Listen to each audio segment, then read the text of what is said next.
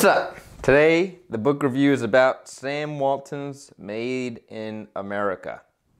I read this book because I want to learn more about Walmart because it's something I'm critical of and it's in a field that I'm interested in, economics. So let's see what's going on.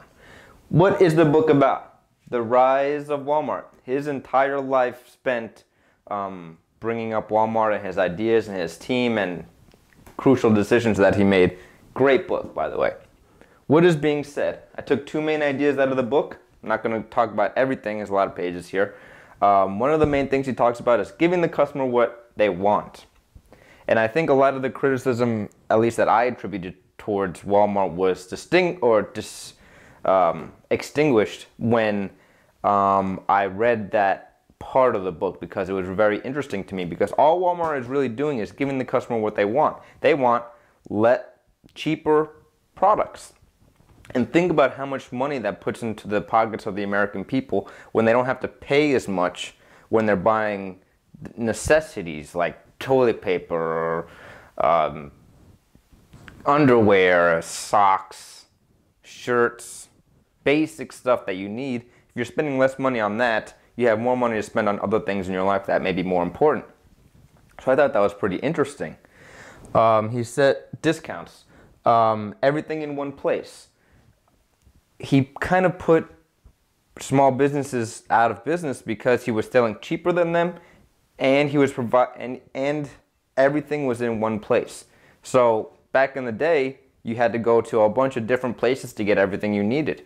And if you only have the weekend to buy everything that you need for your family and for yourself, it may have been more convenient just to go to Walmart and get everything for much cheaper than to go around town buying things from a bunch of various stores.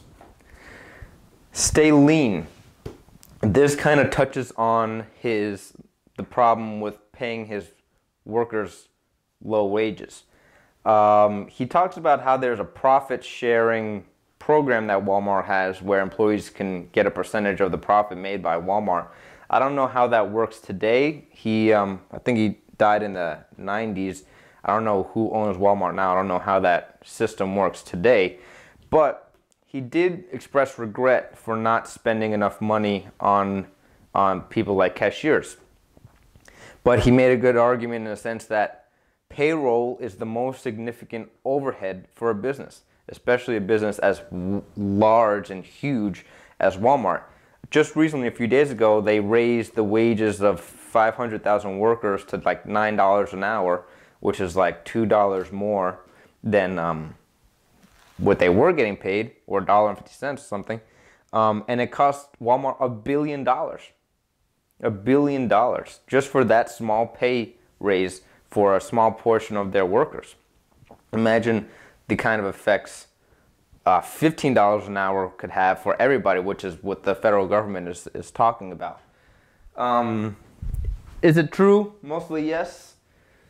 The only thing I disagree with is just his concept of how strict he has to be with his money. Granted, when the company was really getting rolling, he was setting an example for his other managers and CEOs to live frugally, to not give yourself to the decadence, to be all outrageous with your money and stuff like that. He was setting an example by being extremely frugal in everything that he did. So everything is right, and it's an autobiography, so you can't really argue with too much of what he's saying. What of it? What's the significance of this? I don't think Walmart is this big evil thing that I used to think it was. And I think there's pretty reasonable arguments for anybody who thinks Walmart is an evil corporation to suggest that it's not. Because ultimately, at the end of the day, you have to be mad at the consumer. When people support the company, that's what allows the company to grow. If you want to be mad at somebody for Walmart getting as big as it is, you got to be mad at the consumer. And can you be mad at the consumer for saving money on necessities? It's a tough call. Insights, things that I've learned in the book, just small little pearls of wisdom. Buy low, sell low. Counterintuitive to what a lot of business people think about marketing and advertising and selling. Buy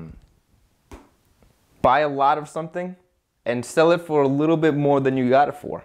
because the amount of volume that you sell is going to make up for the loss of profit that you would have had if you would have bought something and sold it for the maximum amount. Like this book, $5. If I bought 100 of them and sold them at $6 or $6.50, I would make more if I bought 10 and try to sell them for $20. Best investors studied the company. I wrote this down because anyone who's interested in investing, today we think we just get on the computer and find a company that's cool, read a few articles about them and invest in them. But what Sam Walton said, the investors that had the most luck with his company are the ones who got as close as they possibly could, learned about the company, and then invested in them after getting to know the company personally, instead of just reading articles about them. Adapt. Another criticism Sam Walton had of small businesses is they didn't adapt to the changing economic scene, the economic environment, which is people wanted to pay less for stuff. And Wal-Mart was providing that, and small stores weren't doing that. Another thing that he said about small stores is they should have capitalized on Walmart's weaknesses, which was the inability to specialize in things. So when people needed products and they needed to know exactly how they work, like a hardware store, like if they needed to know exactly what screws to get, what kind of drywall to get, what tools you need, and how that process works, Walmart wasn't able to provide that service. So he suggested that small companies, if they would have picked up on that, they could have done better. And communication. This is what William F. Drucker said in Managing Oneself. He said that communication is the key to good businesses and good relationships, and I just wanted to point that out because Sam Walton, super awesome businessman, and Drucker, super awesome businessman, are both saying the same thing in two different books. So that may be a hint that that's more important than we may think. So keep that in mind, guys. Thanks for watching. You're the best.